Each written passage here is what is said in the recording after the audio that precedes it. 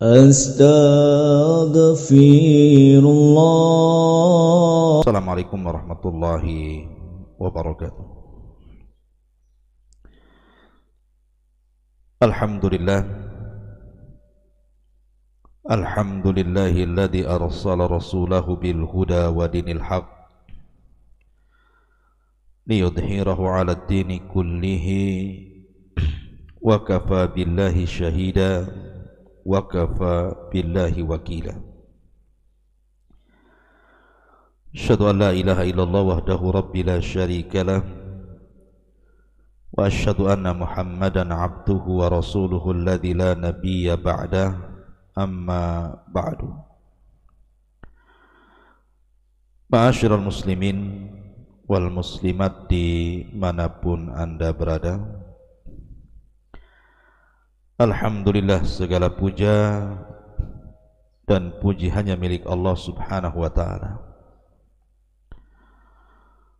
Salawat dan salam marilah kita haturkan kepada baginda alam Nabi besar Muhammad sallallahu alaihi wa ala alihi wasallam. Ma'asyiral muslimin yang dimuliakan Allah subhanahu wa ta'ala, pembahasan di pagi hari ini kita akan membahas tentang mendulang faedah dari dua binatang yang menyebabkan seseorang masuk neraka. Pertama, seekor kucing, dan yang kedua seekor lalat. Bagaimana kisahnya? Kenapa pula dua binatang ini menyebabkan orang masuk neraka?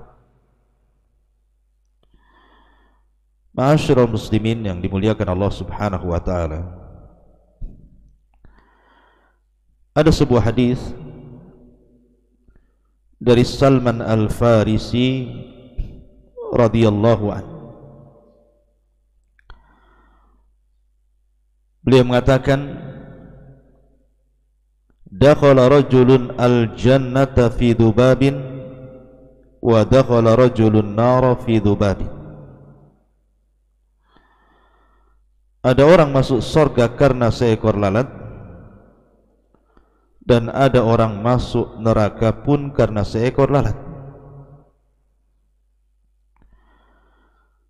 Kemudian hal itu diceritakan dan ditanyakan, kenapa pula orang bisa masuk surga karena lalat, dan kenapa pula orang bisa masuk neraka karena lalat? Maka Salman Al-Farisi radhiyallahu anhu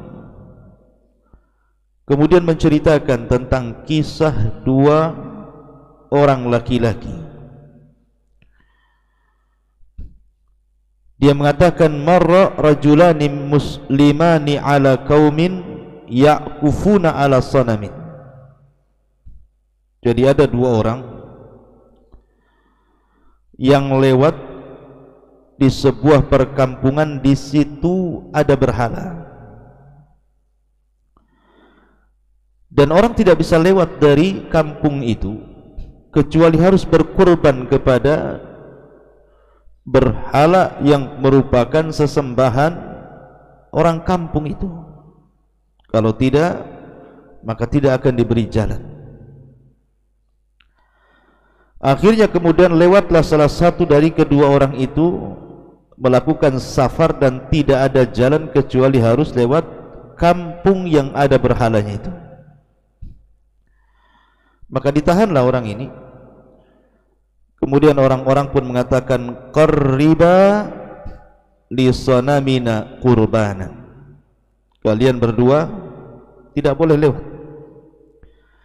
kecuali kalian harus berkorban untuk patung-patung kami ini. Maka salah satu dari keduanya mengatakan, la nusyrik billahi syai'an. Tidak mungkin kami menyekutukan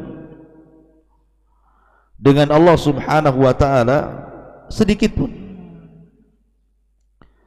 Akhirnya kemudian mereka mengatakan qarriba ma syi'tuma walau dubaba. Pokoknya kami tidak tahu. Yang jelas kalian berdua harus berkorban untuk berhala kami walaupun seekor lalat. Kemudian berundinglah dua orang ini. Gimana ini? Kalau kita tetap kemudian berkorban untuk berhala ini dengan seekor lalat, tentu kami atau kita telah menyekutukan Allah. Tapi kalau tidak, mereka tidak akan memberikan jalan kepada kita, atau boleh jadi kita akan dibunuh. Akhirnya kemudian sepakatlah keduanya untuk tidak berkorban, karena ini kesyirikan masalahnya. Akhirnya kemudian marahlah orang kampung itu ketika dia hendak melanjutkan perjalanan dan tetap ingin lewat situ karena tidak ada jalan lain. Dibunuhlah salah satu dari dua orang ini, dan yang dibunuh ini Allah takdirkan masuk surga. Kemudian kawannya, karena melihat kawannya dibunuh gara-gara tidak mau berkorban walaupun dengan seekor lalat, ketakutan dia. Akhirnya kemudian dia pun fa'akhadha dubaban fa'alqahu 'ala as-sanami fadakhala an-nar. Akhirnya dia pun menangkap seekor lalat, kemudian lalat ini dilemparkan ke patung berhala yang disembah kaum itu. Kemudian dia melanjutkan perjalanan dan Allah takdirkan di tengah jalan dia jatuh kemudian meninggal. Fadakhala an-nar, Allah masukkan ia ke neraka. Lihat, sebenarnya kalau dia mengikuti sikapnya seperti kawannya, tidak mau menyembelih walaupun dengan seekor lalat kepada berhala, kemudian dia sampai dibunuh, maka orang ini pastikan masuk surga. Tapi ketika kemudian dia menangkap seekor lalat kemudian melemparnya ke berhala itu, berarti dia telah mendatangkan dosa yang sangat besar, kesyirikan kepada Allah Azza wa Jalla. Karena kurban itu adalah ibadah. Qul innas salati wa nusuki wa mahyaya wa mamati lillahi rabbil alamin. Katakanlah sesungguhnya salatku, penyembelihanku, hidupku dan matiku aku serahkan kepada Allah. Wa shalli li rabbika wanhar, salatlah dan berkorbanlah untuk Rabbmu. Ini kisah yang pertama. Kisah yang kedua dikisahkan dari Jabir bin Abdullah radhiyallahu anhuma. Jadi suatu ketika terjadi gerhana matahari di zaman Rasul. Belum pernah terjadi gerhana matahari total di zaman Rasul kecuali kala itu, sehingga Rasul ketakutan dan juga para sahabat disangkanya mau kiamat. Lah ketika kemudian terjadi gerhana itulah Nabi SAW sholat. Kemudian setelah sholat gerhana, kemudian Nabi SAW sebelum khutbah diperlihatkan oleh Allah Azza wa Jalla peristiwa-peristiwa yang akan berlaku. Diperlihatkan neraka dan para penghuninya. Salah satunya kata Nabi SAW, "Urida alayya kulla syai'in," telah ditampakkan kepadaku segala sesuatu.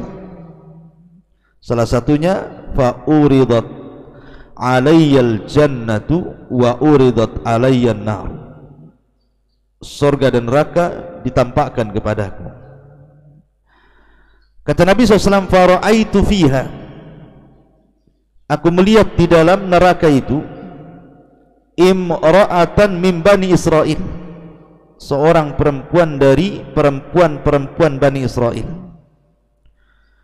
tu'adzabu fil hirratin laha rabatatha. Dia diadab oleh Allah Subhanahu wa ta'ala di neraka karena seekor kucing yang disiksanya. Falam tut'imuha walam tada'ha ta'kul min khasya'isil ard, di mana dia memiliki dan merawat seekor kucing tapi tidak diberi makan, sehingga kucing ini karena terkurung terpaksalah dia menangkap rayap-rayap yang lewat di sekitarnya saja. Mungkin ada semut ditangkap dimakan, ada kecoa ditangkap dimakan, ada binatang-binatang kecil yang kebetulan lewat di situ.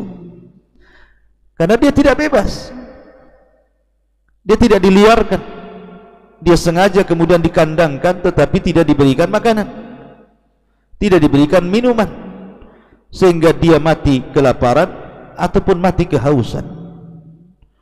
Berarti wanita ini telah menyiksa binatang. Makanya Nabi SAW, udzibatim ra'atu fi hirratin habasatha, seorang wanita ini masuk neraka gara-gara seekor kucing yang ditahannya. Ma'asyiral muslimin yang dimuliakan Allah Azza wa Jalla, lihat, terkadang ada orang hobi binatang. Anda boleh hobi binatang, hobi kucing, hobi ayam. Yang jelas binatang itu bukan binatang-binatang yang diharamkan, seperti anjing, babi gitu ya. Tetapi ingat, ada hak-hak binatang.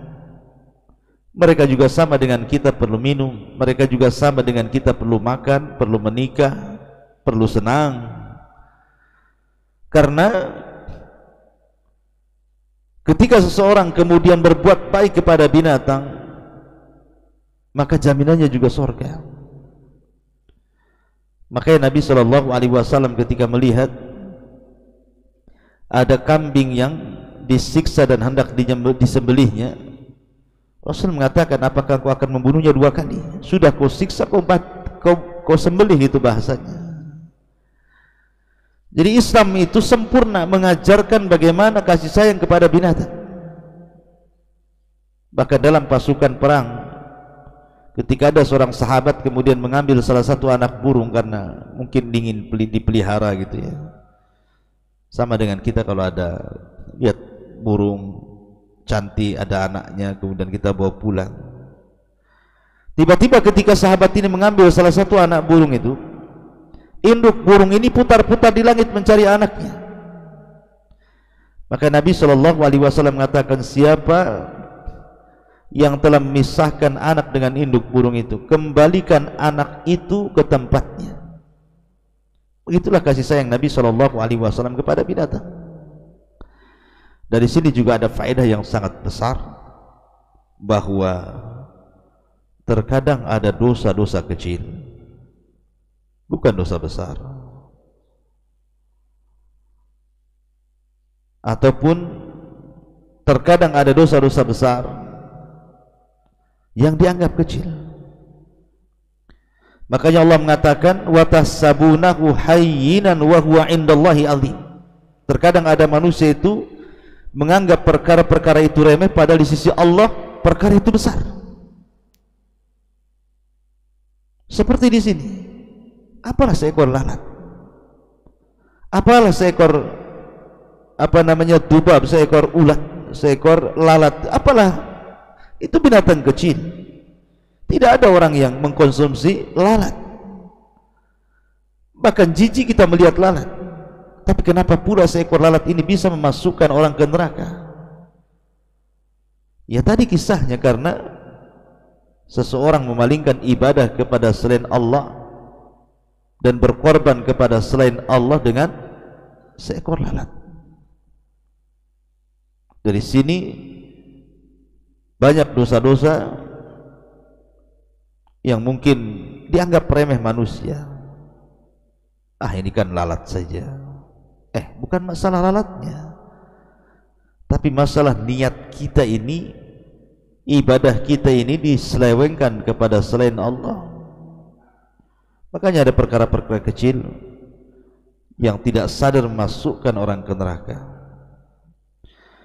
Ini diantara faedah hadis tentang masalah dua binatang penyebab orang masuk neraka. Subhanakallahumma bihamdika asyhadu an la ilaha illa anta astaghfiruka wa atubu ilaik. Allahu ta'ala alam. Assalamualaikum warahmatullahi wabarakatuh.